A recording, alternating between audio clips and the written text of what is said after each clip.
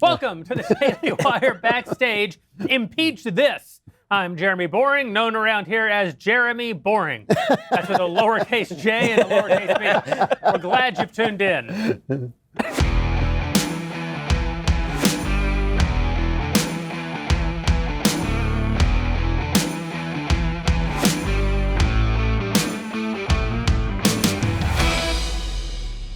Well, thank you, everybody, for being here, and thank you especially to the teleprompter operator who has not rolled the teleprompter. Oh, there we go.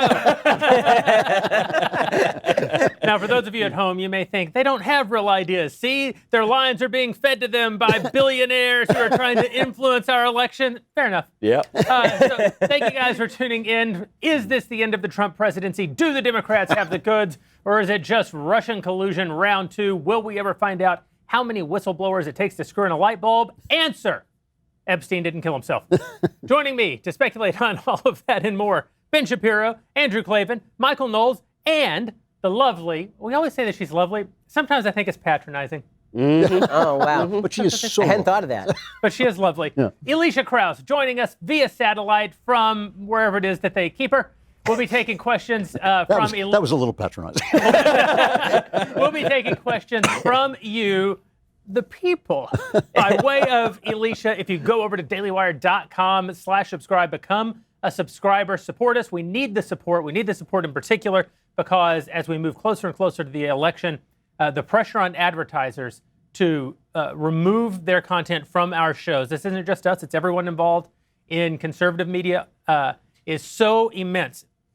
Also, for the platforms, when you have candidates like Elizabeth Warren flat out saying she's going to break up the big tech platforms, basically, I'm actually not sure what the quid pro quo here is. It's if I become president, I will break you up for helping the other guy become president. It makes no sense to me. Nevertheless, they're all under a lot of pressure, and the only way that we can stay on the air and keep bringing you the content that you, I mean, do they so want richly it? deserve? Do they want the content you deserve? Is if you become a subscriber, and we are running a special right now. Did you guys see this? It's actually pretty hilarious. Elizabeth Warren, who may actually become president of the United States, decided that one thing that Joe Biden had that she didn't have was, accusations of plagiarism and theft of intellectual property. Yeah. And so she released a Billionaire Tears mug on Shopify as though all of America does not know that the market on Tears coffee vessels has been filled by the Daily Wire, leftist Tears, hot or cold tumbler. You can get yours right now. Go over to dailywire.com/subscribe. If you use the promo code WarrenTears, that's one word, WarrenTears, you will get 20% off of our Insider Plus and All Access membership packages. And most of all, you will help keep us in fancy watches and fine cigars. Thank you for being here. We're going to talk about some politics. Oh, wait, they already rolled the opening graphic. They did. Guys, I had a whole list of things that would be fun to talk about. And then I thought, well, there's one thing that won't be fun to talk about, but will actually be the only thing that anyone in America cares about, and that's impeachment. Right. So we just have to do it, right? Okay, so let's do this thing. So day two. Yeah, day two. So the public hearing started yesterday. Everybody recognizes that this is all a made-for-TV special, that they actually have presented no new information, nor will they provide any new information. It's like the New York Times actually had their TV critic write a review of the coverage yesterday. Like they're full-on TV critic. One of their columnists was talking about, it was a news columnist, it wasn't even like an analysis columnist, was talking about the reassuring gray hair of Bill Taylor. And I thought to myself, that is the first time I've ever heard gray hair described as reassuring. Usually it forecasts death. But, sorry, Jeremy, but the fact is that, the left is so obsessed with the idea that somehow something has changed here, that they're going to just pretend that something has changed here. Now, obviously, as we all know, nothing has actually changed here. If they didn't have the goods before, they don't have the goods now. If they did have the goods before, they have the goods now. My inclination is that they certainly do not have the goods. And the biggest hole in the testimony yesterday, because two people testified, charge d'affaires Bill Taylor, who's the highest-ranking American official in Ukraine, as well as George Kent, who's the Undersecretary of State, who is dealing with Ukrainian affairs. They both testified. And the Republicans kept hammering home the only point that really matters. And that point is, you guys have never even talked to Trump. Right? Like, don't kept saying know this, Trump. you don't know Trump. Right? I mean, you guys are playing 7 Degrees of Kevin Bacon with the President of the United States while attempting to impeach the President of the United States. And the only reason that would not be a dispositive argument, really, is because there are some people who have directly talked to Trump who have not talked yet, right? The only testimony that's going to matter, if you actually think that any of it matters, which I tend not to at this point, but if you actually think any of it matters, the testimony that you're waiting for is Gordon Sondland, who actually spoke with Trump, had conversations with Trump, has switched his testimony already, right? He is testifying next Wednesday, and then there are a bunch of people who are sort of on deck who have been subpoenaed but have not responded to the subpoena and have filed lawsuits, and that would be John Bolton and Mick Mulvaney and Rudy Giuliani. Those three, because if you haven't talked to Trump, you basically don't matter in this conversation because the entire conversation is about motive, right? I'm the only one who's been saying this for months. There's the whole group of people who've been saying, well, the call was absolutely perfect.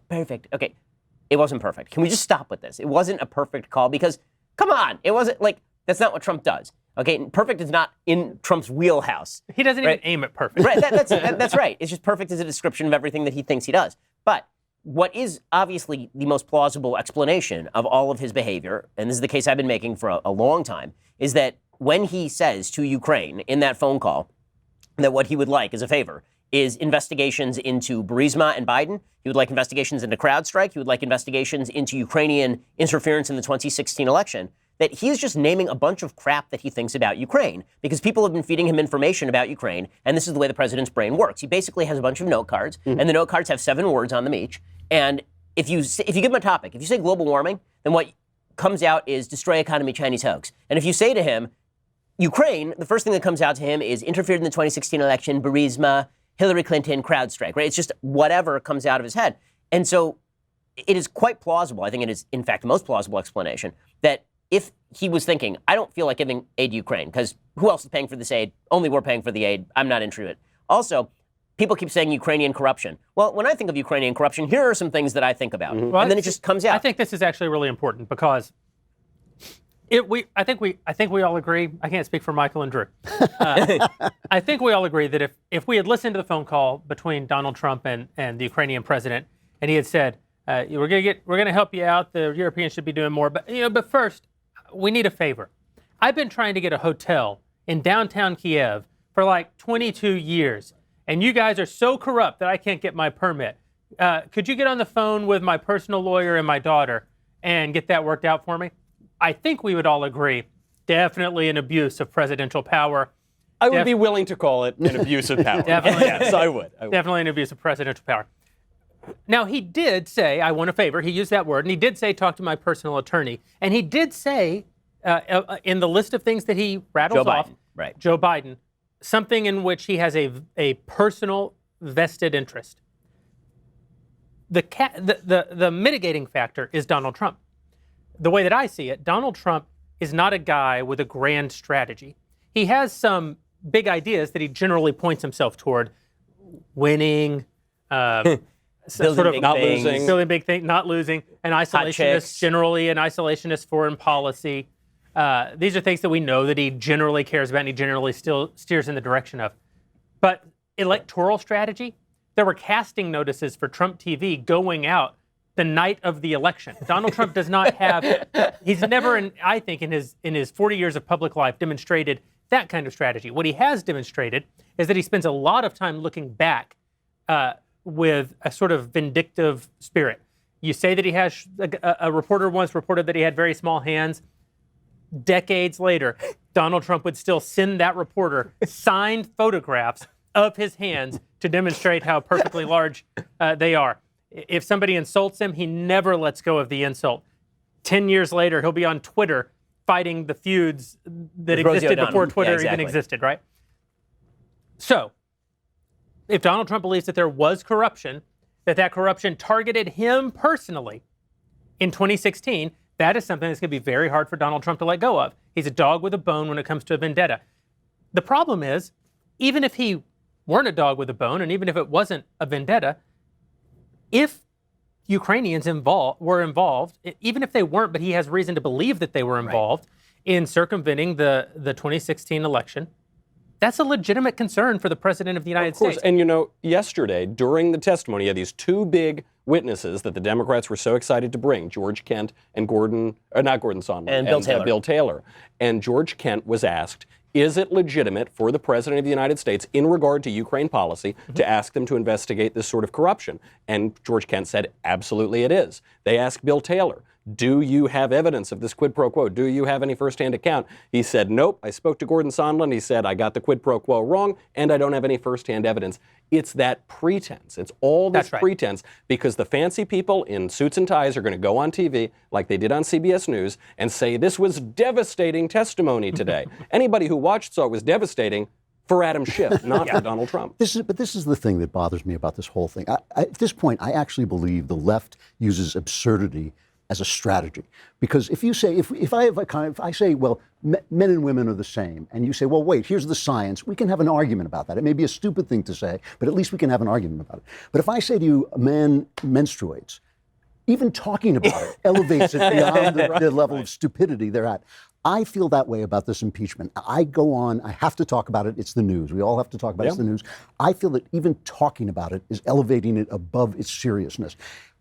The idea that this is an impeachable offense, an offense that actually somehow threatens the polity, that threatens the Constitution, that even if he was sitting there going, I'm going to get that Joe Biden because I'm really afraid of a guy whose teeth falls out every time he talks, explode during debates. Eyes explode. I just think this whole thing, they have been calling for impeachment since before he even won the election. They were talking about an insurance policy against him. They were talking about impeachment the minute it started. They came up, I mean, it is kind of like what Devin Nunes said. They come out with a strategy. It's Russian collusion. It's not Russian collusion. It's obstruction of justice. It's not obstruction of justice. It's Ukraine. You know, it's going to be his pant size. And then, well, it was his pant size with Stormy Daniels, which was in the middle. And then, as you say, they go on and they do this ridiculous stuff. And Norah O'Donnell, who has got to be one of the worst personalities on television, takes this fake action stance. Have you watched the way she does? And she stands like this, and she says, "It was devastating. The walls are closing in. It's the end of the beginning. It's the beginning of the end. It's explosive. It's like, and you go like, what the hell? She even said, if you're bored, you were just not paying attention. I thought, no, I actually know when I'm bored. I don't need you to tell me how to feel. So I just feel like we have to talk about it. Obviously, it's the news. But I feel this thing is absurd. I feel it is completely staged. It's completely meaningless. That we know who Donald Trump is. We know he says these things. I don't agree with you guys. I don't agree with you guys about Trump. I think he's a smart guy with a strategy. But I used to think you were a smart guy. That ended right now. But he's a big mouth, and he says things, and he talks off the cuff. But this would actually be his best strategy, right? Would be for him to say, yeah, I'm a big mouth and I say things. Yeah. Right? I mean, like, if you just said that, everybody would be like, all right, fair. Yeah, fair. I really feel like one of the things that he does is one of the critical sins that many presidents commit, which is overselling. And so you'll hear presidents say things like, right? No, but Trump is gifted at this, right? I mean, what you'll hear presidents say is, we're going to aim for 4% GDP growth. And then it comes in at like 3.6% GDP growth. And everybody's like, oh, well, he fell short of expectation. That was a really solid GDP growth, right? What if he just pitched 3? Right? Why don't you undersell? This is actually, Clinton was very good at this. Clinton would actually undersell. And then if it slightly surpassed expectations, it was a huge win for him. Well, Trump, because he's constantly overselling, instead of him just saying, look, I say things, right? I'm on a phone call. I say things. I'm not corrupt. If he just said that, we'd all be like, all right. But instead, it was the perfect, most unbelievable phone. And now you've got Congress people who are in the unenviable position of having to explain why this phone call was perfect, as opposed to just saying what all the rest of us are saying, which is, yeah, dude says stuff, and he really didn't do anything wrong. This is it's not great, but like this is part of the Trump peculiarity is that he does talk like a North Korean dictator, and it does cause his supporters to then have to either say things that are going to put them at odds with him, or say things that make them sound patently absurd. I actually thought that our friend Dennis Prager did a terrific job on his appearance on Bill Maher last week. Yeah. When Bill Maher brought up some of these things that President Trump has said, like I can't remember the quote, his glorious mind and all this. Yeah.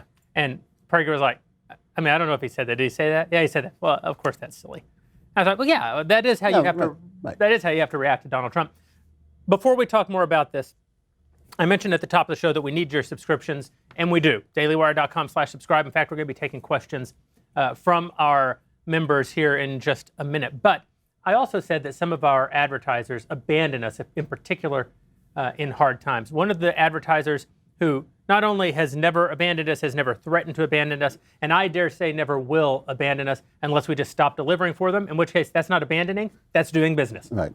These guys have had our back since the day we met them, and they produce an unbelievable product. And that's our pals over at Bravo Company Manufacturing. Let us talk about the studly, gentle people over at Bravo Company. When the founders crafted the Constitution, the first thing they did was to make sacred the rights of the individual to share their ideas without limitation by government, which is the First Amendment. And then they crafted an even more important amendment, the Second Amendment, because without the Second Amendment, there ain't no First Amendment. And this is why I'm a gun owner. It's why everybody in this room is a gun owner. Owning a rifle is an awesome responsibility, and building rifles is no different. Started in a garage by a Marine veteran more than 2 decades ago, Bravo Company Manufacturing, BCM for short, builds a professional-grade product built to combat standards. Bravo Company Manufacturing is not a sporting arms company, which is great for me because I don't do sporting. All I really do is if somebody comes on my property trying to hurt my family, then I want to be able to shoot them. They design, engineer, and manufacture life-saving equipment, which is the stuff I care about. The people at BCM assume when a rifle leaves their shop that it'll be used in a life-or-death situation by a responsible citizen, a law enforcement officer, or a soldier overseas. To learn more about the awesome fellows and females over at Bravo Company Manufacturing, head on over to BravoCompanyMFG.com. You can discover more about their products, special offers, upcoming news.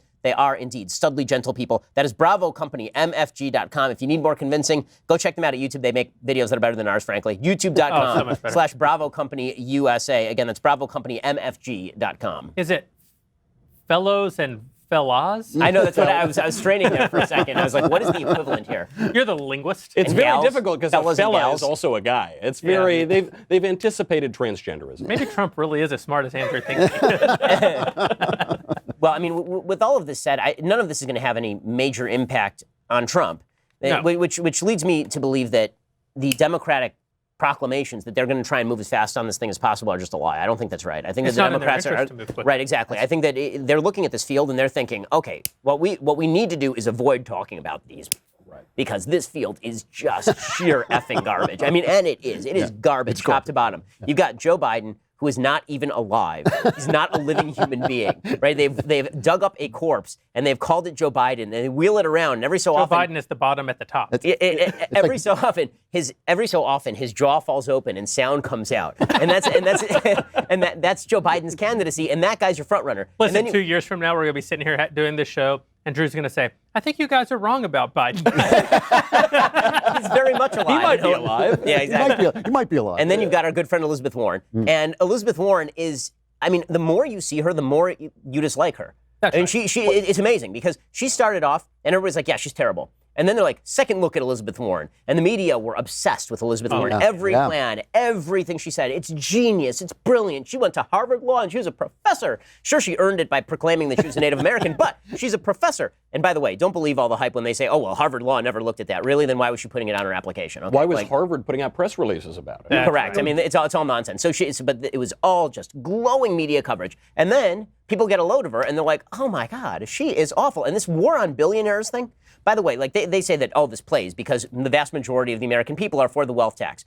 Right, because anytime you say to somebody, how would you like if we just took somebody richer's money from them and then gave it to you? How do you think that's going to pull? I mean, obviously that's going to pull But you know, generally well. But Dan Henninger in the Journal wrote a really interesting piece where he said she may have actually destroyed the left because Bernie Sanders is smart enough to never say what anything's going to cost or what he's actually going to do, where she did put out a detailed plan of her health plan and everybody looked at it, even the left looked at it. and they laughed at it. Uh-oh. Well, it's laughable because she That's literally just falsified the numbers. I mean, she claimed that she was going to take a plan that by every estimate costs over $30 trillion over 10 years and make it cost $20 trillion over 10 years. She was going to double count all of the taxation that she had already declared was going for other purposes. She was going to triple the wealth tax, not 2%, but 6%. By the way, can we talk for a second about this wealth tax nonsense? Because people do not understand what a wealth tax is. They do not. They think that this is just an increase in the income tax. They think this is bullshit. Okay, like, pardon the language, but it's bullshit. Okay, wealth tax is one of the worst ideas ever created by the human mind. Okay, it's basically the equivalent of an estate tax. So when you die, the government, because they're terrible, they decide that they're going to step over your corpse, pry open your safe, take all the money you've already paid taxes on, and then steal it from you so that you can't give it to your children, which was, of course, was the entire purpose of you earning money over the course of your lifetime. The estate tax is patently evil. Okay, so now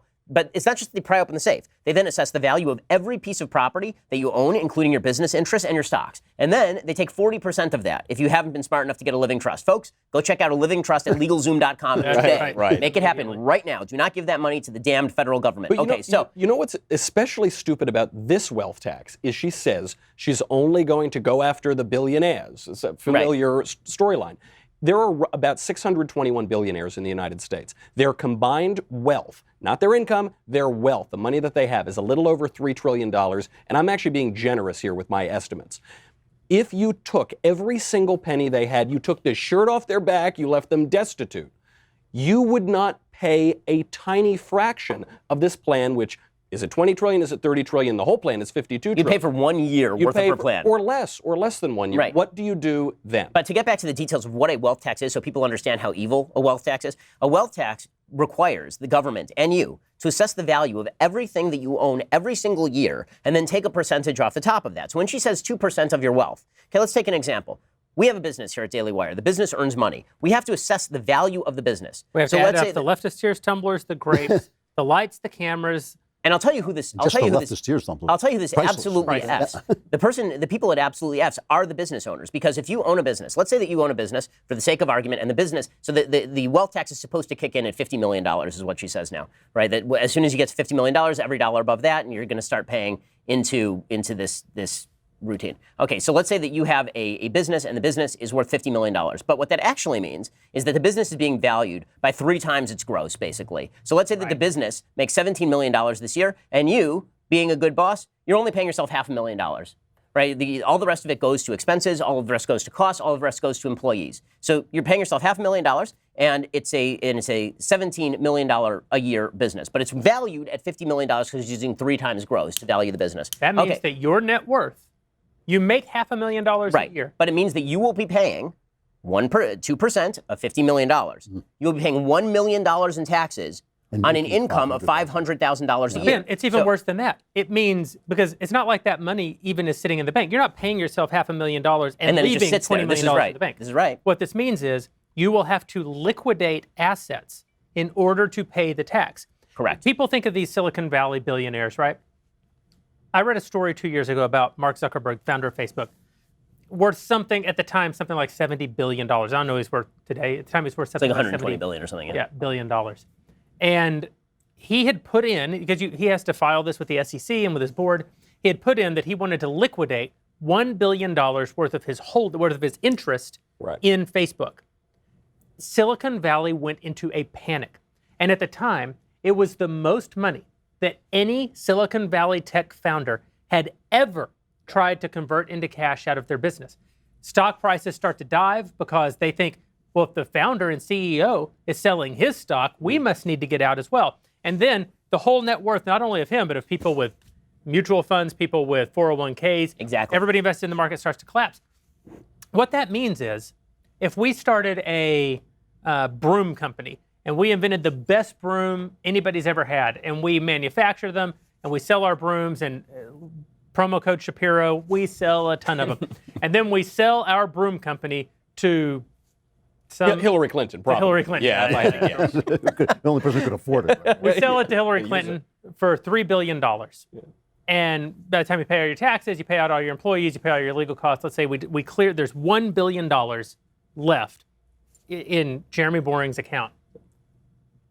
I doubt that I have much less money than plenty of guys who are on paper worth $20 billion. This is right, because Mark Zuckerberg's fortune is in his stock. Jeff Bezos' fortune is in his stock. Now, don't get me wrong, they have access to all kinds of wealth through the company, money that they pay themselves in salary. They're doing great. But a guy who sells a company for $3 billion probably has more cash on hand than these billionaires. And the reason that matters is because... But that stock is also invested in other companies which are hiring people to do work. That's right. And when you have to liquidate, you bring the whole value of the stock market down. But he's going to Fewer people are going to get hired. Fewer people's retirements are going to come through. But the short way of saying this, which is just true, is the left no longer understands why business is there except to fund their plans. They have absolutely no clue about the value of work, about the dignity of work, about the dignity of building stuff, about the magic of inventing stuff. Or how the economy grows, right? I mean, there was a study today. What makes it beautiful? I mean, this is what makes this country so great, is people building things, like just building things out of nothing, sitting in their garage and building billion-dollar companies. This is an amazing thing. And they just think it's there to fund their plans. I actually want to say something about this before we take questions. There's a kind of ethics that most people never have to contemplate, but as a business owner, you have to contemplate this kind of ethics. It's the ethics of business. When is it moral to fire someone? When is it immoral not to fire someone? What do you do with profits in your company? How do you invest and diversify? Yeah, hold on a second. I don't know. Let's take the questions. Let's go on to questions. But these are actually ethical questions. They affect people's lives. There's right and wrong answers, and it can be a little bit challenging to navigate some of those waters. One of the things that bothers me as a business owner is when I hear people who've never contemplated the ethics of business condemn business people as unethical. Did you know that 58% of working Americans, I just learned this today, say that they would trust a stranger more than their boss? This is offensive. Patently absurd. Patently absurd. It's offensive because your boss absolutely trusts you. Otherwise, they wouldn't have hired you and put you in a position to advance or harm their interests. Right. So they're putting their trust in you, and the majority of their workers don't trust them in return. And the reason is because people like Bernie Sanders and people like Elizabeth Warren constantly say the CEO class is against you. The CEO class employs you. Right. Yeah. They say the billionaires are stealing from you. The billionaires have created so much wealth that global poverty, not just America, global poverty is at an all-time low. If you have a job in America today, you have an entrepreneur to thank.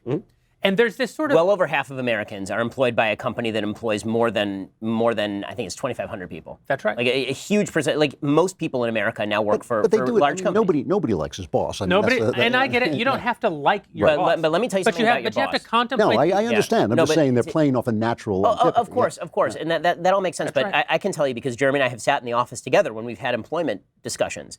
We lose sleep over employment discussions. Of course you do. Of course. I mean, you know how many times I've said I want to fire him, and Jeremy has defended I know, we've wrestled his you to the employment. ground. Yeah. I mean, but the fact is, but it is true that the vast majority of people who employ people are the kinds of people, really, who are straining not to fire people, especially small business owners. But this is true for large business owners also. You think that they are desperate to lay off tens of thousands of people? You think that they because I can tell you something right now. If Mark Zuckerberg wanted to liquidate all of his wealth right now, there are a lot of people in this country who would lose their jobs. That's right. And he'd walk away a very wealthy man. So he could do that, but he's not going to do that. Okay, and that's true of all of these billionaires. And I just want to go back, though, to the fact that this is what life is. It's guys like you who have an idea, you build something. It's guys like me write a book. People are creating things, making things, even if they make it by their daily labor. You make something, and these people make nothing. That's right. And I want to say, on the ethical piece, yes, it is everybody dislikes their boss, and that's the price of doing business. I totally get it. But covetousness is one of the big 10 in the Bible, the big 10 things you're not supposed to do. Very few people walk around being encouraged to murder. Right. Just murder. Murder's great. You deserve to murder. Very few people walk around committing adultery as though they're being encouraged by the culture. Now, you might say that the culture puts... Winks at it. But the culture isn't going, cheat on your wife. Cheating on your wife is great. I cheat on my wife. You should cheat on your wife. Covetousness, on the other hand, there is an entire political movement in this country dedicated to telling you that you deserve what you did not create, that you deserve what you did not earn. Winston Churchill called socialism the gospel of envy. That's not just a cute line. Right. It's It's a keen also insight. the most important political line of the last 20 years is one that people tend to ignore. And it's when Barack Obama was specifically asked whether if he increased marginal tax rates and it lowered economic growth and led to lower employment, whether he would still do it. And he said yes, for purposes of fairness. Yep. That's right. So that is pure and simple. I hate rich people. I hate rich and rich people need to be taken. Now he's a very rich person, so I wanna obviously. Say this. I want to say this. There's an attitude among the working class that is offensive and is wrong. And if you're an employee in a company, you should evaluate this. Not because you're not. I mean, there's a great line in The Edge with Anthony Hopkins. Yeah, and great movie. Alec Baldwin. David Mamet. Yeah, written by our friend David Mamet, where Anthony Hopkins says to Baldwin, "Never feel sorry for a man with a jet." And that's fair. You don't have to feel sorry for your boss. That's not my point. But you should reflect on your own attitudes and your own biases. You see a similar attitude, I don't like it, with a sort of women's power movement, where it's like if guys wore a shirt that says, I can do whatever I want, you can't tell me nothing, that'd be bad, but women can kind of encourage each other in that. Similar with the way that this sort of blue-collar attitude, and it's an attitude that says, we're the real workers. We're the people who are really making things possible. We're the ones who are irreplaceable. The big muckety-muck up top, he's nothing. He's just a guy who's stealing all of our labor. It's obviously untrue. This doesn't mean that there isn't dignity in what you do. There is. If you work hard, do your best, and deliver, no matter where you are on the hierarchy of employment, you're doing something that has an amazing value. You're doing something for which you should be proud. You're doing something that makes the world work for every other productive member of society. It is also true that if Warren Buffett owns a railroad, and on that railroad there are 100,000 people working on the train, and there are 10,000 people in middle management managing the people on the train, and above that there are 1,000 people who are executives over the middle management, and they're involved in strategy, and above that there's Warren Buffett, who has to make decisions every single day, life and death decisions about how to make that succeed, make a profit so that all those other people can get paid, or lose a profit, all those people lose their jobs, and all of the 401ks that are invested in that company lose their retirements. The further you go up that pyramid, the more irreplaceable the work of the person gets. But you know, this is why when you're at the bottom of that and you retire, the company goes on. But when Warren Buffett dies, the railroad will go into a moment of crisis where they try to determine now who's going to be the one who's responsible for determining whether or not all these employees By the way, get I don't paid think or they don't. So one of the misnomers of modern American politics is that this is a working class mentality. I really don't think it is. And if you look at the polls inside the Democratic Party, what you will see is that a huge percentage of the support for Elizabeth Warren is coming from college graduates, highly educated people. It ain't the working class. It ain't the working class. The working class understands it also that didn't people used who to work be in this country. It used to be. I remember in England during the 70s, and England during the 70s was a horrible. Oh yeah, horrible before place. Thatcher. It was amazing, and they used to say with admiration to me, they would say, when we see a guy go by in a Rolls Royce, we think I'm going to bring that guy down. He said, when you see a guy go by in a Rolls Royce, you think I'm going to get one of those. That's right. And that's the way Americans used to think. You can twist that. Obviously, they did in Britain. You can twist people's minds until they're filled with envy. But the thing that you're talking about too is the hidden meritocracy of the left, because they say, if you put out a pet rock and you make $1 million, you earned that $1 million. That's an idea. I did put out a pet rock, and I made a lot of money. You did put out a pet rock. But that idea was worth something. What have they done? What have they done that they get to spend the money you make? And this is the thing that drove me up a wall. Did you see that clip of Bernie Sanders sitting next to AOC in the weirdest version of the Odd Couple ever? Right? I think the good news is I think we know who he cast as Oscar and who he cast as Felix. But it took me 3 weeks to figure out that FU meant something pudding. but the My fact favorite that line from the Odd Couple. it's a great play, But there's that clip of Bernie Sanders saying, the arrogance of Michael Bloomberg and these billionaires want to get into politics because they think that because they're rich, they should run your life. And I thought to myself, you are a professional useless person. A professional useless person. For 50 years. You have been kicked out of a commune for being useless. And then you were like, where I can go to be even more useless and people will give me money? I can go into local, state, and federal government. And you spent the last 50 years providing nothing. Zero things. You have not created a single job that was not paid for by the taxpayer. You have not passed a single major piece of legislation. You have done nothing. Zero things. Yep. And you're sitting here saying that because, listen, I don't like Michael Bloomberg either. I think he's a schmuck. But Michael Bloomberg has at least created some jobs. He's actually run a business. In fact, he was actually a fairly successful mayor of New York. You are literally a professional useless person who is old and crazy, and you scream at the moon, and you're sitting there being like, all these billionaires want to get into politics. How arrogant. I think to myself, okay, which is more arrogant? The guy who has created jobs for probably tens of thousands of people, who says, you know what, I can bring that same sort of sensibility to government, or the guy who has created nothing ever in the history of his entire life, who says, I want to run every single aspect of your life forever. So who is more arrogant? You finally said something nice about Donald Trump. No, but that's true. I didn't have any objection to Donald Trump running for office on the basis of his business record. I've never thought that a political career was actually the basis for being a good president of the United States. Every president we've had has basically been a politician, and most of them have been schmucks. That's right. So that's not a thing. So Our pals over Expressvpn, I love ExpressVPN. not only are they, just one of the best supporters of everything that we do at the Daily Wire. They're great dudes, and their product is so important to you. I know this because you're watching this show, and if you're watching this show, you need to be using a VPN. It's just an absolute So nobody knows you're watching so that the show. nobody knows that you're watching the show. But of course, it isn't just about hiding your shame for watching Daily Wire content. It's also about protecting your identity and protecting your financial Have any of you guys ever had your credit card information stolen online? Somebody tried to do it yesterday. Yeah, Somebody tried to steal my stuff yesterday. Yeah, it I'm has sorry, happened. by the way. It has happened to me, and it is no fun. And this is one of the reasons why you should be using a VPN. And the best VPN on the market is, of course, ExpressVPN. They've been on this show and my show for so long that you already know the pitch, right? You already know why it's important to encrypt your data, protect it from big tech, which wants to monetize your data. It's your data. Big tech shouldn't be monetizing it. Right. The government wants to monitor exactly what you're doing every hour of the day. So if you sleep easy at night knowing that Elizabeth Warren can visit your websites that you visited, then more power to you. But if you would like a little bit of privacy, ExpressVPN is the way to do this. But you might be thinking that, you folks here on the Daily Wire, the ones talking to us, well, you're public figures. And that means that people are constantly coming after your information. I'm just not one of those people. People aren't going to come after my information. Wrong.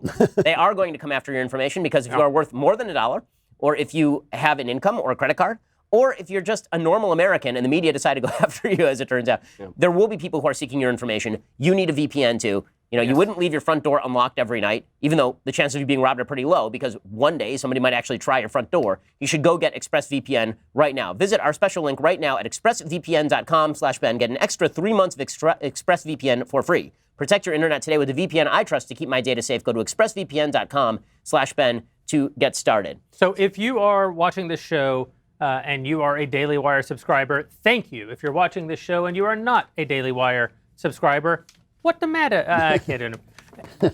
Please think about supporting us. You go over to dailywire.com/subscribe. You can today enter the promo code Warren Tears. That's Warren Tears as in the mighty Elizabeth Warren. And the tears are the tears that she will be weeping when we sue her for plagiarism. The best part of this story, so somebody in our Daily Wire social media team looked at, did you see this thing? It's amazing. Awesome. It's so good. So they looked at her website, right, where she's selling these billionaire tears.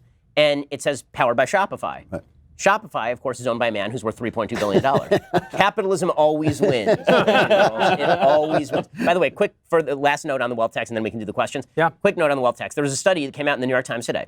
And what it found out was that I think it was done by University of Pennsylvania, analyzing the wealth tax. And what it found is that over the course of the next decade, Elizabeth Warren's proposals they predict, would lower the economic growth rate in the United States from 1.5% to 1.3%, so 0.2%. That's annually, every single year. Okay, that is a massive amount of money. To explain how massive an amount of money that is, the same people forecast that Donald Trump's tax cuts would increase the growth of the United States over the course of the next 10 years by 0.06% per year. Okay, what that means is that the downside of Elizabeth Warren is 3 times the upside of the Trump tax cut. Okay, and that is if you use the rosiest estimates, if you actually believe that she's going to be able to seize this wealth and people aren't going to simply move, which is what happened in France. 40,000 millionaires moved out of France, which is why every country that's ever tried this garbage wealth tax, which, by the way, is also unconstitutional under Article 1, Section 9 of the Constitution, it's never going to happen, but she's a bad person. She's a bad person because she's making it part of the narrative. Of course, it's not going to happen. Even if she's elected president, there is a 0% chance that this wealth tax goes into. I think she's a bad person because she knows all this. She does. Yeah. She's smarter than this. And she's known all this for years. Yeah. Every point that she makes now, she's previously taken the opposite side of. Every story she's ever told, it turns out, is probably false. That's actually right. Right? She's a wildly disingenuous human being. Plus, and when it comes, she stole my leftist tears hot or cold tumbler and made her billionaire tears mug. And guys, billionaires cry tears of gold. If I felt that I could collect billionaire tears and all I had to do is buy that mug, I'd do it. Go over to dailywire.com/subscribe, type in Warren Tears as your promo code. You'll get 20% off, and we are going to take your questions. No, I've said one thing. Okay, and then really, I promise. No, it's the last quit thing. interrupting It's the last thing. It's the last thing. Okay, because it'll escape my mind, then it will be gone forever, and then no one will be able to share in the brilliant pearls of wisdom that fall from these lips. Elizabeth Warren, there is something so deeply immoral about the idea that billionaires are not allowed to complain about people harming them. Right, really, that is an immoral proposition. Of course it is. It's an immoral proposition. I mean, her basic suggestion is that if somebody sees a billionaire on the street and punches them, and beats the living crap out of them, that because they're a billionaire, that's okay.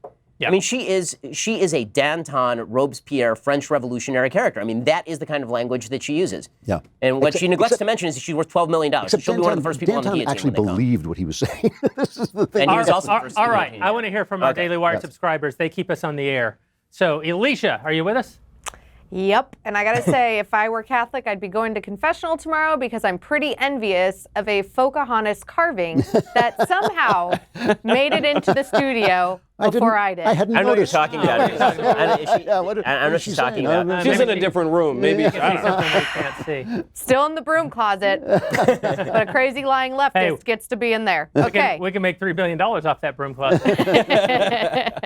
As Jeremy, the God King, said, of course, lowercase g, lowercase k, for all of our subscribers watching at home, if you want to ask the guys some questions, just head on over to dailywire.com, navigate to the show's page at the top, click on Backstage, and then type your questions into the chat box next to the video. Our fantastic producers and I will be culling through those questions and toss them to the guys. And remember that only subscribers get to ask the questions. So if you're not one, you can become one tonight to get those questions in and apparently get a Leftist Tears tumbler before Elizabeth Warren becomes president and bans them.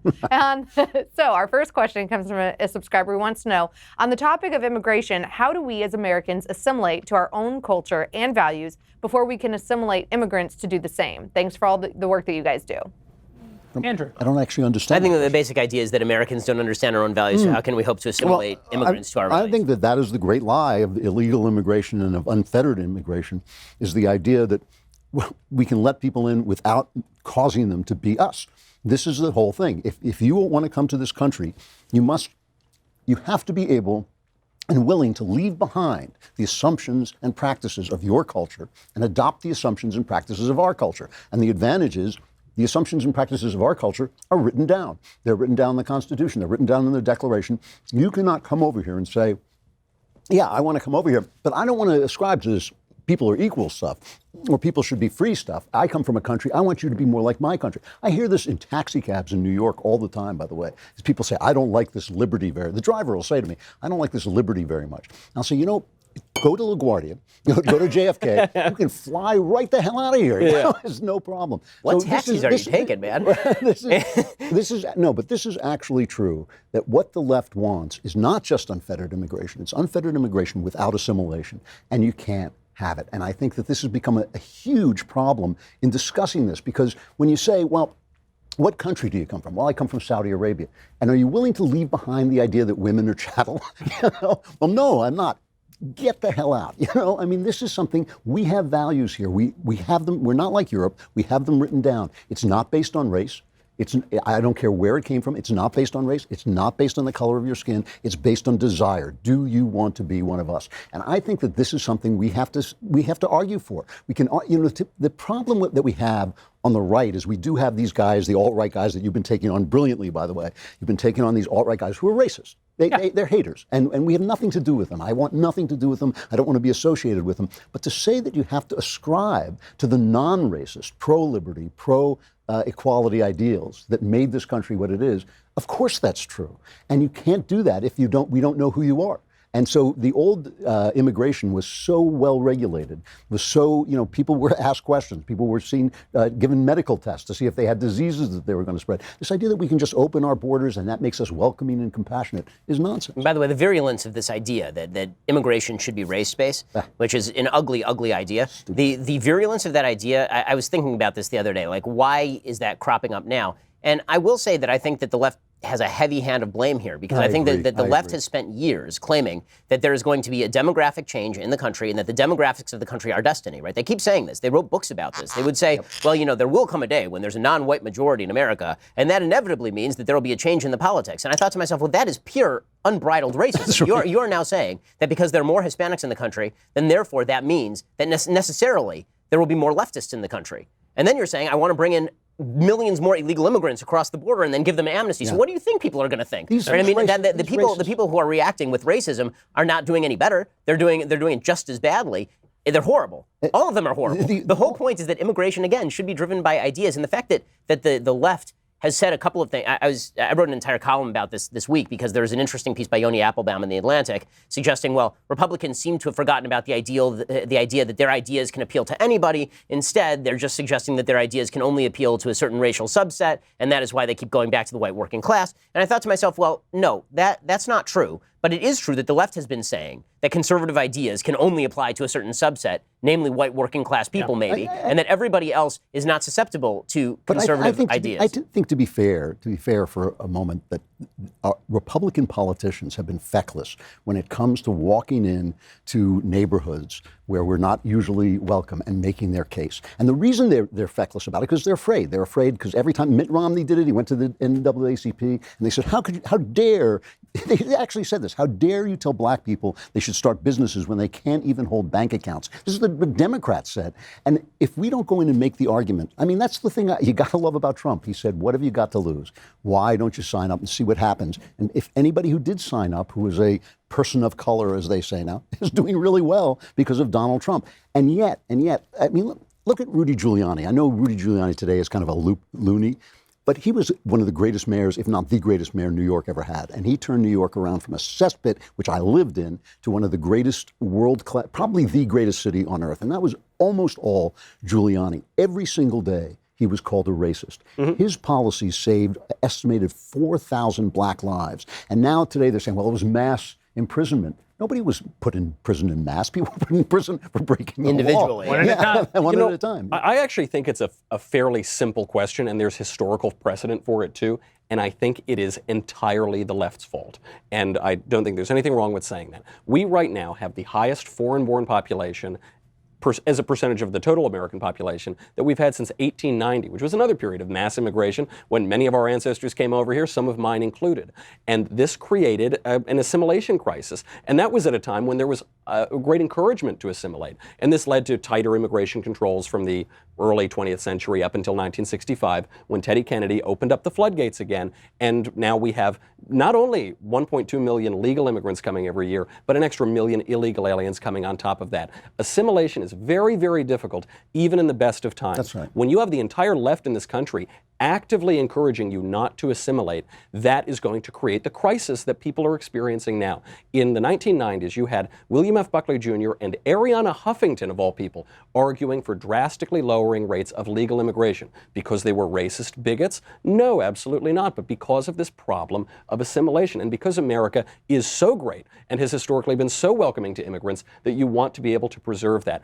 If we simply told the left, we're not going to take it anymore, you're not going to bully us on this, we are going to assimilate people to American culture. If that means a reduction in immigration for some period of time, that's what we're going to do, and you can't stop us. If we just had a little backbone on that issue. By the way, we should define this also, because the fact is that if you look at the studies, what the studies tend to show is that people do learn the English language about the same rate they were learning the English language before. So there is assimilation going on in terms of the English language, but that's not really what people are talking about. What people are really talking about is level of belief in the government running lives. But this is actually the real problem. Yes. So, you know, when conservatives will say some illegal immigrant will rape someone or murder someone, and then they make a big to-do about the fact that that happened, and then the left will say, Americans rape each other all the time, Americans murder each other all the time. We understand that the reason it's different when an illegal immigrant does it is because, yes, all people are flawed, and you're going to have rapes and murders even if you don't have immigration. But why should you have to have this rape or this murder from someone who didn't have the legal right to be here? This one could have been prevented, and we know exactly how it could have been prevented. The same is true here, I think, almost in reverse. We're saying it's bad that people come into the country and they don't assimilate to the traditional American ethic, the traditional American set of values, the creed.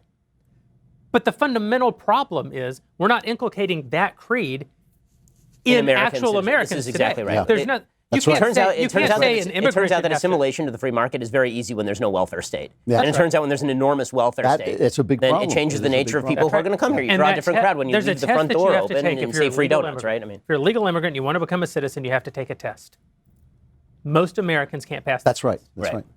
Yeah. Right. And it is more than even just having them agree to a few things.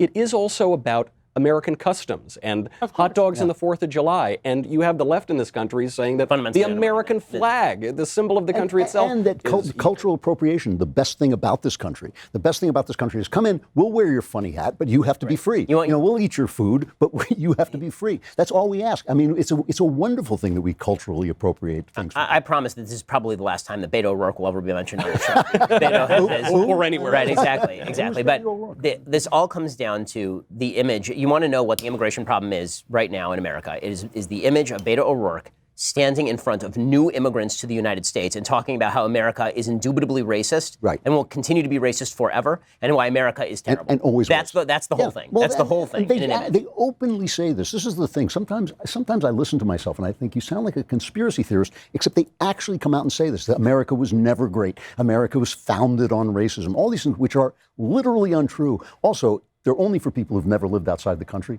I lived outside the country 7 years. This is the least racist country. It's not. There's studies to prove this. Second, I mean, if you want numbers to prove it, there are numbers to prove it. There's a Swedish study that investigated how many Americans versus other countries were willing and interested in living in a neighbor who did not share their race. America came in at the top of the list. Of course. Ask somebody in France that question. Ask somebody in Japan that question. It's as though America doesn't exist in the world and is just like this weird island bubble, and that you get to pick on every flaw in America without reference to the fact that anything else has ever existed on planet Earth. Anytime they use the word American something, it's always a lie because they'll say American racism. You think, is that different than other racism? Yeah, there's less of it. That's the difference. I also think that it's funny that like people take arbitrary moments in history that aren't connected to practical human experience, and they make that the moment when something really, really, really, really mattered. So we've been fighting with the racist anti-Semites on the alt-right a little bit over the last few weeks, and they all want to focus on this event surrounding the USS Liberty, which was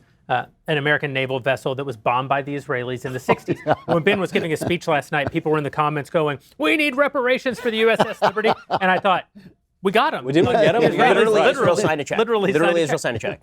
But nevertheless, I always think you're going back to the 1960s to make an argument which, even if you're right about the event, and I don't think you are, even if you're right, your argument is that 50 years ago, Israel pursued its interest, which did not align with an American interest. To Michael Knowles' point, go back 150 years before that, and the British burned the White House. This is how you know.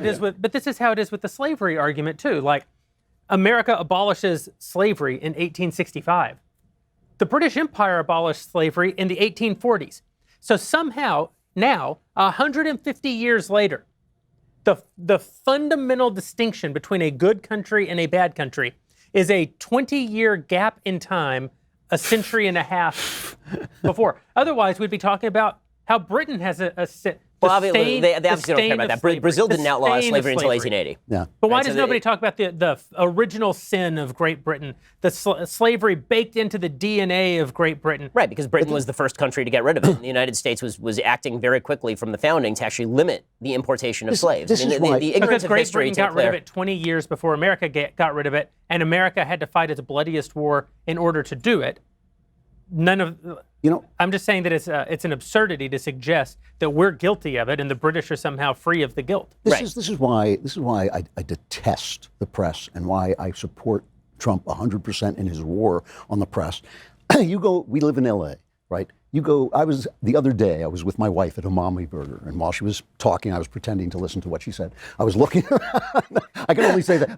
You've been married long enough, exactly. You're right. Exactly. No, I'm looking around At this point, she's too old. You both are too old for you guys to get divorced and upgrade. I mean, it's like too late. Yeah. I'm looking around the room, and there's Muslim people, there's Jewish people. I mean, openly, wearing yarmulkes, and black people and white people, gay people and straight people. It's L.A., right? Everybody's there, and everybody's getting along fine. Wait, in fact, there's some people there. Yeah, well, I was there. And Mommy Burger. And everybody's sitting there getting along fine, and it's the press that gives a bullhorn to these people. It's so true. I remember I was sitting. Makes us hate each other. I had this exact experience. So I was sitting with David Mamet, and we were having lunch, and it was in a restaurant in Santa Monica, and I'm just dropping his name because he's very famous and an excellent writer. And you haven't had, and most of the people in our audience have not had lunch with David Mamet. So I've had lunch with David. Hold on, you're telling me who did you have lunch with? It rhymes with David Mamet. In any case, David Mamet and I were sitting together, and it was me and David Mamet. And David Mamet was talking, and as we looked around the restaurant, everybody looked at the fact that David Mamet was sitting there with me. as we looked around this restaurant, it's in the middle of Santa Monica, close to Westwood Boulevard. It's gorgeous outside. It's beautiful. Everybody is sitting there in the middle of lunchtime, taking a long lunch. It's 1:30 in the afternoon. We're sitting there. And David Mamet's writer, so it doesn't matter if David Mamet is and everybody is drinking these $100 bottles of wine at the low end, right? And I just looked around and I thought, if I pulled this room right now and I said, how close are we to a civil war? 95% of the people in this room would say we are this close to a civil war. Right. And I just thought to myself, well, but they can't be bothered to, get up from their drinks to actually think about this for 5 seconds, because the fact is they're enjoying their lives. Their lives are pretty good. These things are good in this country, and except on TV. I actually think the reason that they're throwing all of this antipathy on the country and discouraging assimilation and everything about America is awful, from Thomas Jefferson to the flag, is because of this line. You always hear this. Slavery is the original sin of America. It's not the original sin of all these other countries, it's just of America. That isn't true. Original sin is the original sin of America. And you got to look in the mirror to understand that fact, and the left doesn't do it. No, so, Elisha, we're going to hear from some more of our Daily Wire members. All right, next question from a subscriber. They want to know, what are your thoughts on the lawsuit that's being brought against Remington by members of the Sandy Hook families? So my understanding is that the Supreme Court wrongly turned down a case that was to adjudicate the immunity of firearms manufacturers to lawsuits that were designed to go after firearms manufacturers. So typically, there's a couple of categories of products liability. Here, I put on the legal hat for a second. So in products liability, there's manufacturer liability. So you manufacture a gun and it's defective and it blows up in somebody's hand, you can be sued for that. There is also there's also a form of basically advertising liability, in which you misadvertise a product, you say that it can do something and it can't do something, and now you're liable for that. There has never been a category of products liability in which a product is created, it fulfills what it is supposed to do, it is advertised for what it is supposed to do, it does not malfunction, but somebody bad used the product in a bad way, and therefore the manufacturer of the product is guilty. It'd be like if you sued Gillette because somebody slit someone else's throat. Correct. Exactly. Correct. So the problem was that there were a bunch of these lawsuits that were being filed. And as anybody knows about the American tort system, all you have to do is get 7 people on a friendly jury, and you can rip money away from. And it's very easy in these particular cases, because you get a shooting victim who's obviously very sympathetic and should be very sympathetic, talking about a gun manufacturer who's very rich and very wealthy, and they're making weapons of war, right? And you just get 8, 9 jurors to say, okay, well, they can afford to give $1 million to this poor kid who's now in a wheelchair because some jackass shot him, right? And so what you ended up with was a bunch of cases, this is in the early 90s, a bunch of cases in which manufacturers were paying out exorbitant sums of money to people who had been shot in these sorts of cases. So Congress comes along in the mid-2000s, they pass a law that grants immunity to lawsuit to manufacturers of firearms, saying this is not a special class of manufacturers who suddenly we've created a new class of liability just for firearms or anything. It was just re-enshrining the basic tort liability stance that you cannot be held liable for somebody misusing your product, or using your product in the way it was intended to be used, but using it against the wrong target, right? Like if you, a knife, it is meant to stab, right? It stabs many things. It can be used to stab people who are innocent, as O.J. Simpson will tell you. So the fact is, could Nicole Brown Simpson's family then sue the manufacturer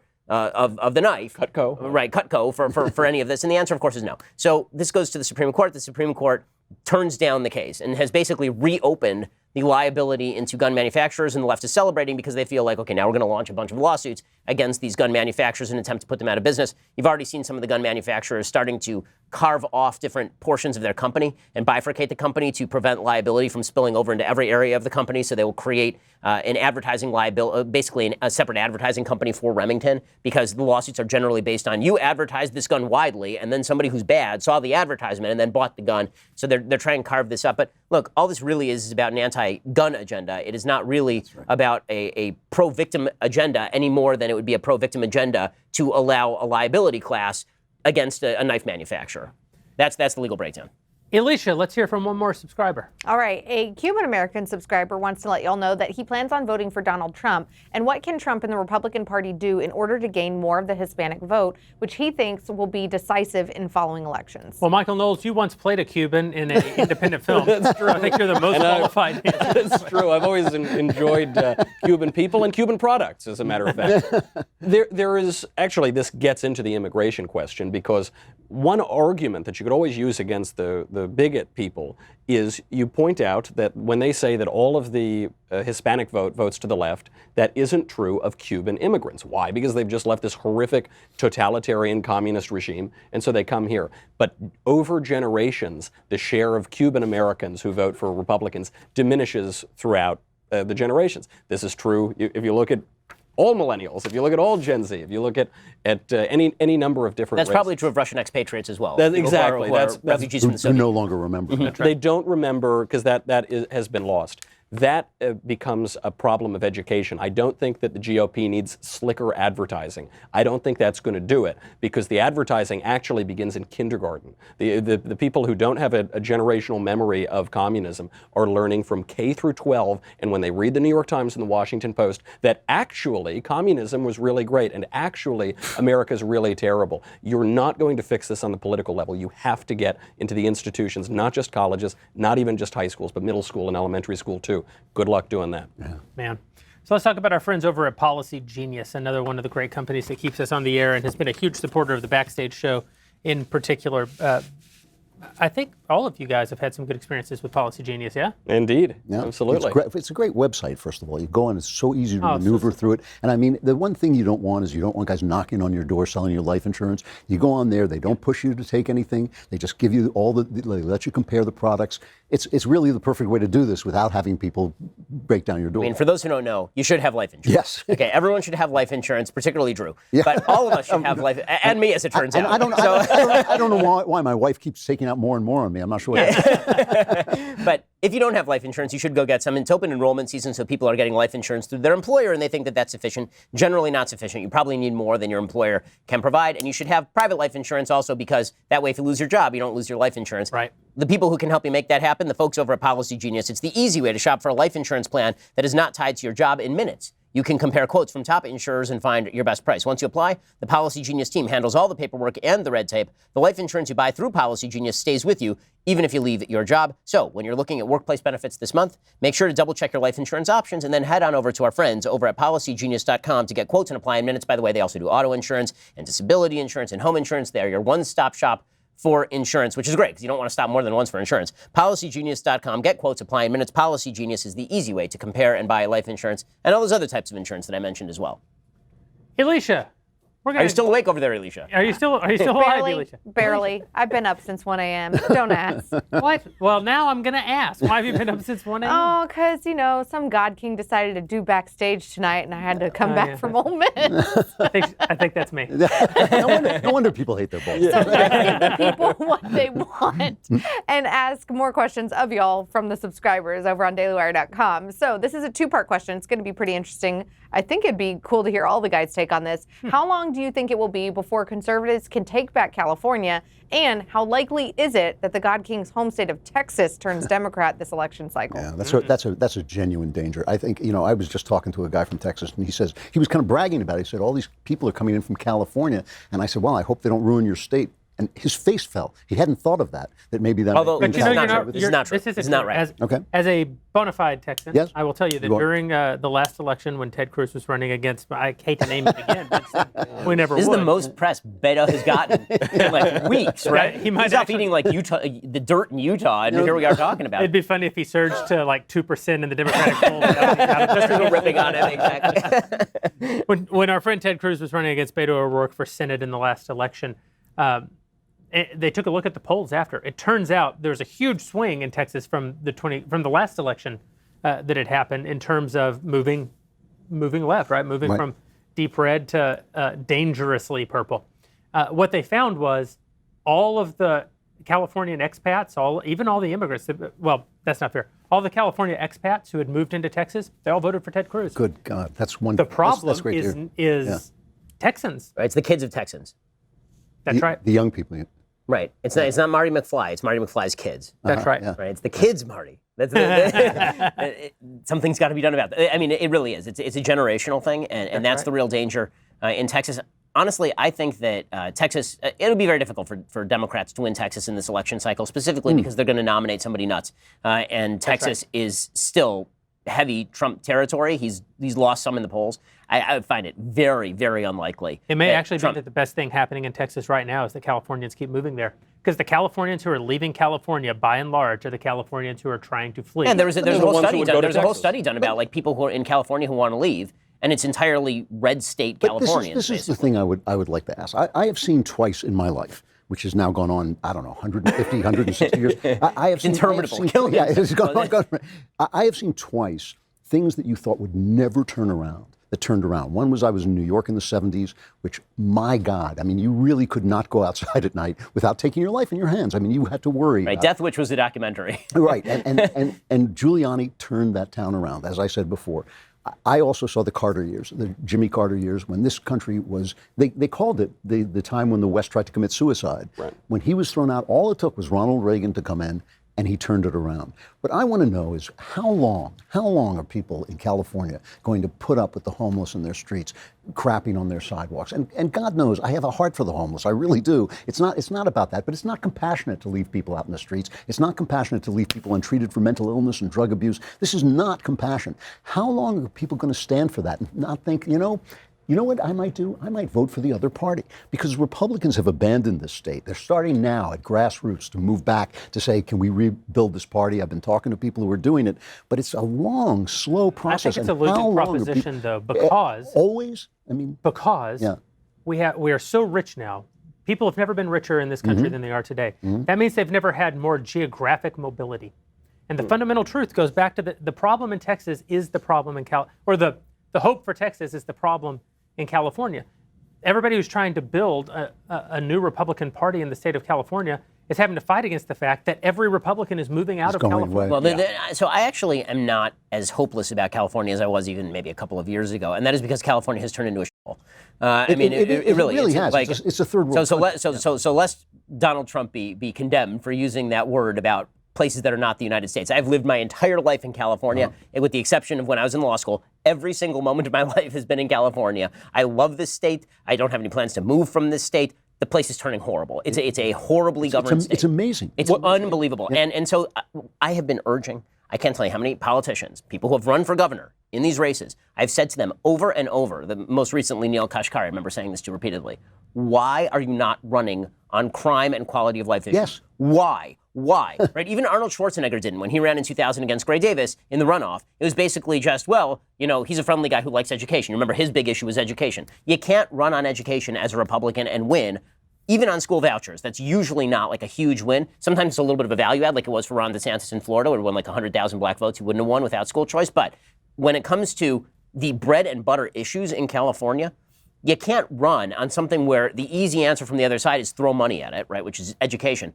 What you should be running on is the fact that the DA in San Francisco says he is not going to prosecute people pissing and shitting on the streets. Well, it's not just that I'm very tired, so I'm cursing more. It's not just that he said it when he got elected. The shift we've seen is it was formerly maladministration. Now they are running on legalizing public urination. Running on it. Right. Okay, and this city, LA, I mean, I've lived here my entire life. I remember when this was a pretty clean city. It was cool. Okay, and that is not again, for those who don't understand English, that is not any commentary on ethnicity or race. I mean, like, physically clean. There is trash everywhere. There's a homeless person living on every bench. Like, literally, you can go down Ventura Boulevard and every single bench, go down Sunset, every single bench will have a homeless person on it. You go by any freeway underpass, any one of them, and you will find a homeless encampment there. And you'll find open needles in suburban areas. But why? How are Republicans not running on this? The homeless actually burned down Brentwood a year ago. Yeah, they did. They burned the richest community in LA. By the way, the wildfires have been linked to. There have been several wildfires linked to the homeless issue. Is it pure virtue signaling that people will tolerate this at all? I mean, why San Francisco? I lived in San Francisco, one of the most beautiful cities on Earth, on the planet. It is now a hellhole. It really is. It just is absolutely disgusting.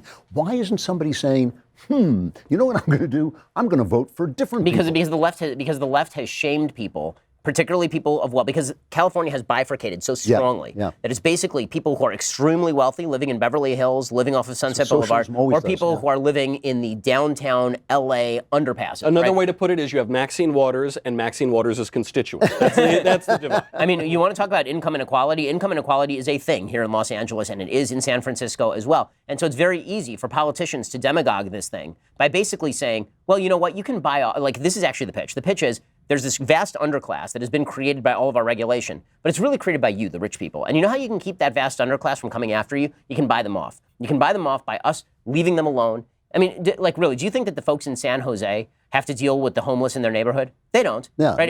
or in Silicon Valley. Brentwood, or Silicon Valley, it's all the nicest areas. They don't care, right? For them, it's a way of saying, look how compassionate I am. I'm not criminalizing poverty. No one's talking about criminalizing poverty. It is a criminal act to live on a public street. It is a criminal act to crap in public. It is a criminal act to solicit or engage in sex in public areas. Right. The DA in San Francisco says none of these are criminal acts anymore. How in the world? Like, I think, frankly, that if Adam Carolla ran for governor of the state of California on this platform, I think he would win. The key to framing this is how they say, you people are anti-poverty. Well, I mean, I guess I am anti-poverty, but they say you're anti-poor. I would like people. less poverty, yes. Right. They'll say you're criminalizing poverty and you're somehow a sort of bigot for this anyway. The lie of this, the lie that they push, is that it's compassionate to let people live on the street. The lie is that it's compassionate to let people who have psychological issues, who have addictions, who have a lot of problems, live on the street in very dangerous areas in squalor. There's By the way, nothing compassionate. You want to keep people in poverty. There's no better way to keep somebody in poverty than to let them live on the street, leave their crap there, and tell them that this is their new home. Okay, that is the definition of leaving somebody in poverty. The other thing that is horrific, it's absolutely horrific, is if you now go to the LA County Jail. I write about this in Another Kingdom, which, is that when you go, it is now a mental institution. Yep. So they're taking people who are mentally ill, and I'm sure we've all had experience with mental illness. It's a horror, and they're putting them in prison. Because why? Because once they commit a crime, where are you going to put them? You got to put them somewhere, right? So now you've got these guys who don't even know what reality is behind bars and terrible. Well, because situations. the regulations on mental illness in this state are awful. Meaning that if you are mentally ill, like this was exactly the case. You saw this case that the New York Post reported on, where somebody in the middle of Hollywood Boulevard, right, a homeless man in the middle of Hollywood Boulevard, took a bucket of hot feces, pulled a woman out of her car, and poured the bucket of hot feces over her head. Obviously a mentally ill person. So the person goes to court and sentenced to basically an outpatient mental illness facility. They do 6 months there. They're released. They're back on the street, right? And so the problem is that for a large percentage of people who are severely mentally ill, such that they are dangerous to themselves and others, we shouldn't blanket all mental illness. We all know people who are perfectly functional who suffer from some sort of mental illness, obviously. So just for clarity's sake. But there are people who are dangerous to themselves, dangerous to others. And the regulations basically say that you can keep them on a 24-hour or a 72-hour hold, and then you have to release them back into society, even if they require the medication. And if they refuse to take the medication, you cannot put them in a place to force them to take the medication. So you have people who are fully paranoid schizophrenic who don't know what reality looks like, saying, I won't take my pills, and the ACLU saying he doesn't have to take his pills. If you make him take your pills, he's a fascist. This is all based on a study from the 1970s that was just debunked, that led to the closing of so many of these and all their institutions. leftist theories. 20 years ago, it's almost 20 years ago, I was researching detective novels set in San Francisco, and I went up to talk to the police, and I spent the day with a couple of detectives, and they said to me, this is like, so it's 18 years ago, say. They said to me, they will not let us treat people who are sick. They will not let us take them off the street, and it's going to get bad. This is 18 years, and of course the police always know what's going to happen because they're dealing with the detritus of the things that we create, the higher-ups create. I mean, this and is it's one terrible of the, to watch this stuff. If you had a Republican in this state who ran on two propositions, you don't get to live on the street, and we are going to add additional funds for the actual building of mental institutions and change the regulations to allow for involuntary commitment of people who are actively dangerous to themselves or others, they'd win the governorship. Well, speaking of the horrors of mental illness, if you're enjoying this program and you would like to keep this conversation That's going. That's the worst segue ever. That was pretty spectacular. I liked it. If you're a Daily Wire insider, you probably know that we have the new discussion feature in our brand new dailywire.com mobile application, as the kids call it these days. We're going to, as soon as the show is over today, continue answering questions from our dailywire.com insiders over at the Daily Wire app or the Daily Wire website. All you have to do is go become a insider, become a member of our Daily Wire community. You can join the discussion. One of the things that I like about the discussion feature, it allows us to answer a lot more questions because we're typing than we get to do when we're kind of kicking ideas back and forth. So we're going to be able to get through just a ton of your questions tonight immediately following the show. If you're not a Daily Wire insider, now's the time. Head over to dailywire.com/subscribe. I'm sorry, you have to be an all-access member. Head over to dailywire.com/subscribe. Give us the promo code WARRANTEERS when you become an all-access member, and we will give you 20% off of the price of admission. But before that happens, we're going to keep answering a few questions here from the people who are watching and phoning them in to Elisha. All right, next question wants to know about Trump impeachment. She says that she doesn't think Trump will likely be impeached, but in that unlikely event, would Mike Pence automatically become the Republican nominee in 2020? And do you think that Pence has what it takes to win the presidency? Well, first, I think that our beloved subscriber is wrong. I think Donald Trump will certainly be impeached. But not removed. But it's a bit of a technicality because I think what she really means is that he won't be convicted in the Senate and removed from office. Impeachment happens in the House, and it's a political process. They have the numbers. I think that they're boxed in by their own electoral, by their own rhetoric going into the 2020 election. I don't think the Democrats have any choice but to impeach Donald Trump, and they will do. Will he be convicted in the Senate and removed from office?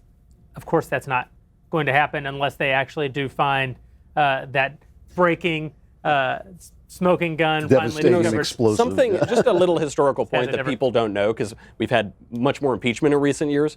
No president in American history has ever been impeached, convicted in the Senate, and removed from office. It's never happened. Even Andrew Johnson. Andrew Johnson was acquitted in the Senate. I didn't remember that. And no one's ever been impeached in his first term because they just figure you can go to the electorate, but the Democrats can't do that. Well, because Donald Trump's they're a about bunch to of yeah.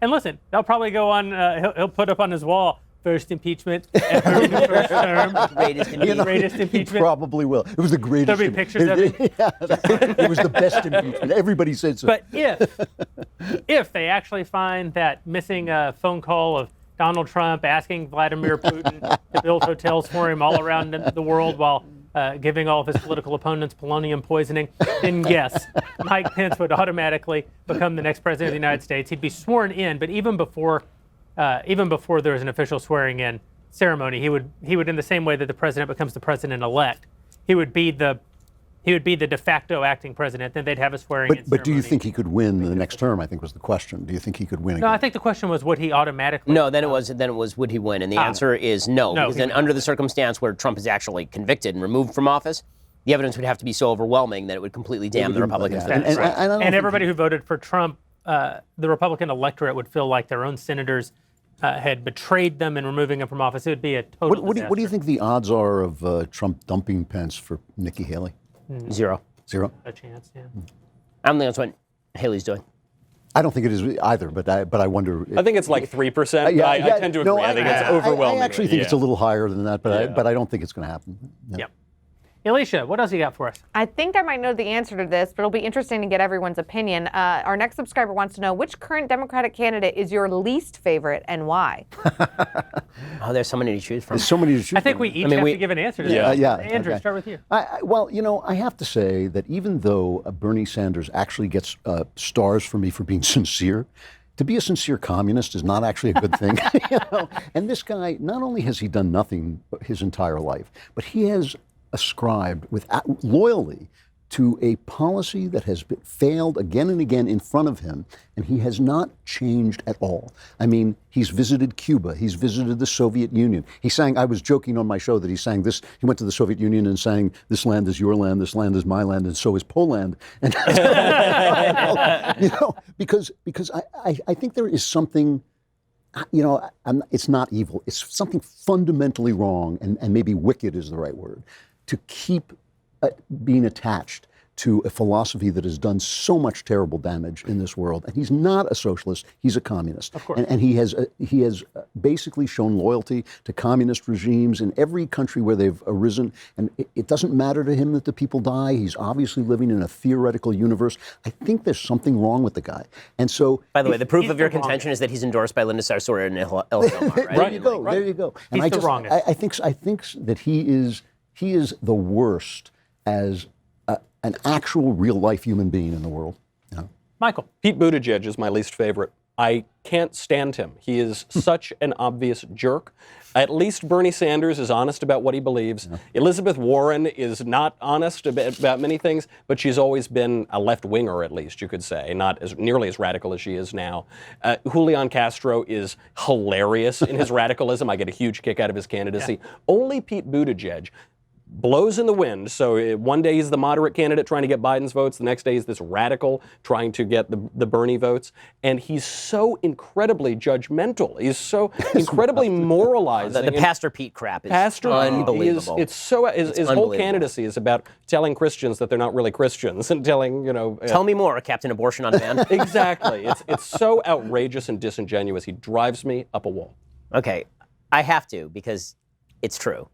Elizabeth Warren is the worst. Okay, Elizabeth Warren. Also, I have a personal stake in Elizabeth Warren being the worst, meaning she's the only one of these candidates I've ever actually met. You just don't right? like I met, when I was having lunch in Santa Monica with Elizabeth Warren, but I actually have met Elizabeth Warren. And there was a point in time where Elizabeth Warren was an actual interesting human being. Like back in 2004 when she was recruiting for Harvard Law School, it was right after she'd written The Two-Income Trap. And obviously she was a committed leftist. I mean, there was no question she was a committed leftist. The only conversation I ever had with her, she started ripping on Rush Limbaugh like right away.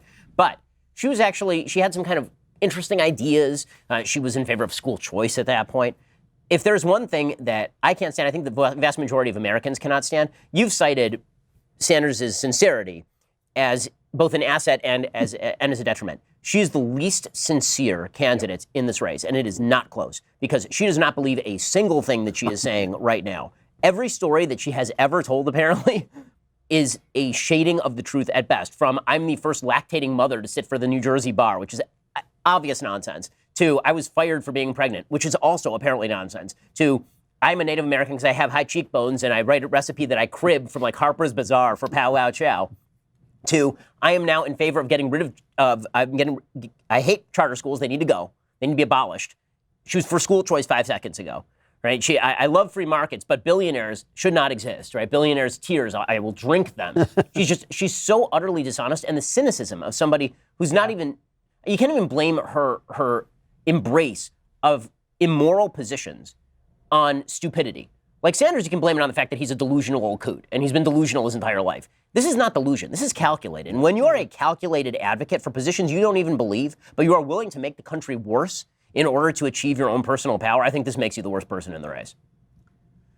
Well, I was going to say Pete Buttigieg, but since Michael already did, I'll just give you guys the process by which I arrived at the people that I hate. In the beginning, I hated Kamala Harris the most because she's the one that I actually fear.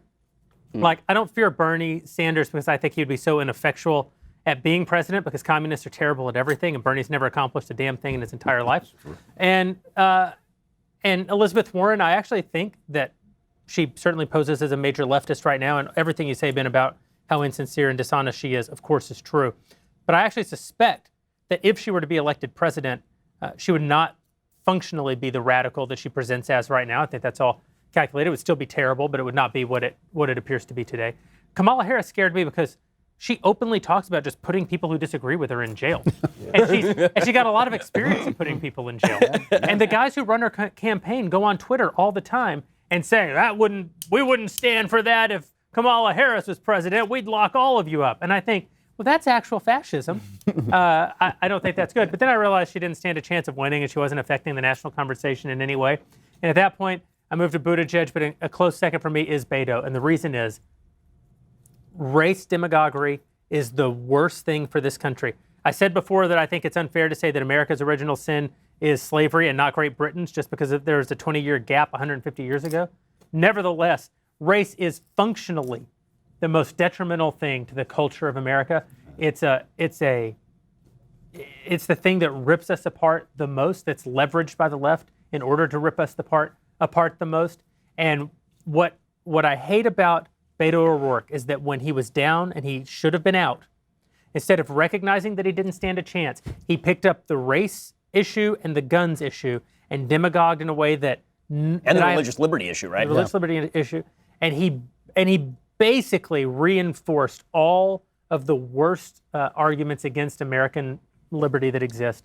And for that, I think there's a special place in, I guess Arizona. I don't know. He'll be eating dirt forever there. Forever, yeah. Eternal Arizona fire. Alicia, we're going to take at least one more question. They told me never to say this is the last question because people may tune out. But I'm just going to tell you guys I'm leaning very heavily to not taking any questions. So that means I can go after this? Hooray. All right. If the 2020 candidates have their way and make college free, I'm assuming she means the Democratic 2020 candidates, do you think that we will see dramatic drop-off in the quality of American education? But there's no room. Where would they go if they were going to drop off? Yeah. We actually had an argument this very week, Michael and Drew and I, sitting in my office, about the state of the academy. And the argument was, we think it's terrible, and you think it's really, really, really terrible. No, it wasn't even that. We all think it's terrible. Yeah. I think that it's irredeemable, and that we need to raise the institution and start over. I think that it's it's an 18th century model trying to be applied to 21st century reality at best anyway. I don't think it can get much worse. I think if you're a conservative parent, if your child was speaking 6 languages by the time that they were 7, if your child in elementary school was asking you how to pronounce words in Shakespeare, that's me. You're talking to me. that is your kid. Yeah. Then you probably need to send them to an elite university. Similarly, if your kid has a knack for the law, if your kid wants to be a doctor, if your kid wants to be an engineer, you probably got to send them to college. I would think about, in the latter case, not sending them to get a liberal arts education, but just to be a bachelor's of science. Anybody else, if you're a conservative and you send your child to college, I think you are willfully naive about the reality of what it is. It is a Soviet-style re-education camp.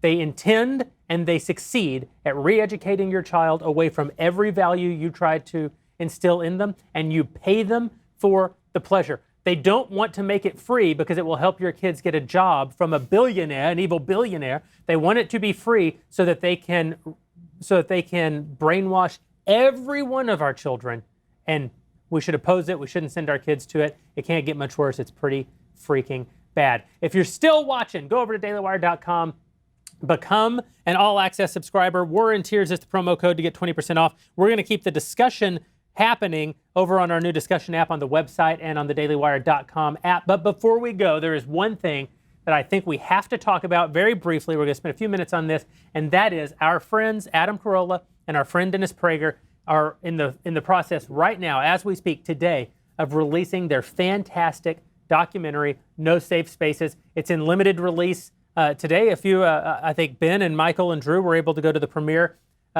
this week. I'm not welcome on red carpets, so I wasn't able to be there, but I have seen the film. It's absolutely fantastic. A huge piece of the film tracks Ben's arrival at Berkeley to the $600,000 worth of police protection that he needed at the heart of free speech in America, Berkeley University. It's a fantastic film. I want to get all of your opinions, but I do want to say, if you're watching this, you're in Southern California, I know it's playing in Burbank this weekend. That's not the only place. You should check the listings. If it's playing near you, I'll say this is an important film. It's a fantastic film, produced by our friend Owen Brennan and directed by our friend Justin Folk, who's a genuine talent. I hate to say it. Almost everything we do, we stole from Justin several years ago.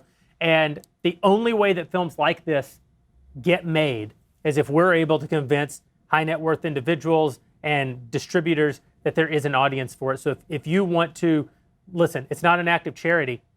It's a great film. You'll learn an awful lot from it. You'll see the reality of how bad things are on our campus. In fact, if you're one of those conservative parents thinking, how bad can the schools, go watch No Safe Spaces so that you'll know just how absurd the question already is.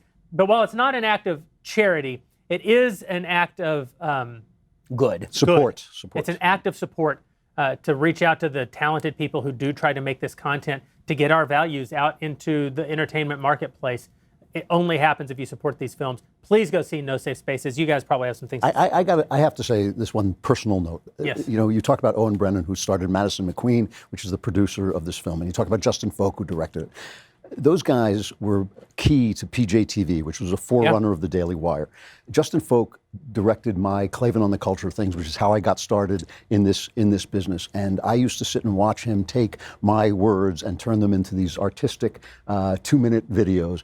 And I just used to shake my head, and they were brilliant. And I really am so proud of the job he did in putting together, because documentaries can be boring or they can be interesting, and this is made interesting by the way he put it together. Owen ran the newsroom of PGA TV, made it what it was at its best, and these two guys have gone on to really great things. And I got to say, I was sitting in the theater and I was just thinking, I made these people. I made them. I was thinking, I'm so proud of what they've done, and it's a good film. I went there and I told Owen and Justin that I would have lied to their faces and said it was a good movie even if it wasn't. But I wouldn't have lied to everybody else. I was really impressed even in the kind of content that, look, I go to these college campuses. I've been attacked on these college campuses. I've seen it. I didn't think there was anything new I could see in this movie. And some of the stuff that is in that movie, I was shocked by. I actually hadn't seen it before. And the creativity in the movie, I mean, there are these whole, I don't want to ruin the movie. There are these whole sequences, though, that are just laugh out loud, drop down funny. Hilarious. And my favorite part about it, there's a little Easter egg appearance of me in the movie. See if you can find it. And my name is at the end, they spelled it wrong. Klaven. Every day I tell people who produce all of your original videos spell your name. I also have an Easter egg appearance in the film. So be watching for Michael Knowles and the God King while you're actually just tuning in to see Adam Carolla and Dennis Prager and Ben Shapiro. I mean, so never mind the fact that, I mean, it has Jeremy in it briefly, and it has Knowles in it briefly, and is made by the people who made Klavan. All of those are, I mean, see the film in spite of those things. I mean, the fact is that it is a brilliant film about brave, beautiful people. And I highly recommend it. And as we all know, I mean, the fact is that if you enjoy shows that feature me but have others in them, then you should probably enjoy No Safe Space. I will say there are several laugh out loud moments in those safe spaces, and I think that the flashback to young Dennis and young Adam is just unbelievable. That's great stuff. They did such a good job with your segment, Ben. It is so funny the way that they juxtapose 5'9" Ben Shapiro checking his phone, going through airport security with like the SWAT team, helicopters flying overhead. It's fantastic. It's highly creative. Again, No Safe Spaces. Check it out. If there was a promo code, I'd give it to you. There isn't. You're just going to have to spend your money, and it will be worth it to you. It's a fantastic film. So thanks again to everybody for tuning in. If you're a Daily Wire All Access member, come over and keep the discussion going with us at the website or on the mobile app. If you're not, it isn't too late. Warren Tears is the promo code for 20% off, and we will see you next time on Daily Wire Backstage. Hey, you guys want to have a fake laugh? Yeah. Daily Wire Backstage is produced by Robert Sterling, directed by Mike Joyner, executive producer, me, senior producer, Jonathan Hay, supervising producer is Mathis Glover, technical producer is Austin Stevens, assistant director, Pavel Wadowski, edited by Adam Sayevitz, audio is mixed by Mike Coromina, hair and makeup by Jess Olvera, segment producer, Rebecca Dobkowitz. The Daily Wire Backstage is a Daily Wire production, copyright Daily Wire 2019. Well, hey there. Now's the time when you hit that like button for me so we can keep smoking cigars and drinking whiskey for your amusement. Or, in Ben's case, eating popcorn directly off the floor. He's weird.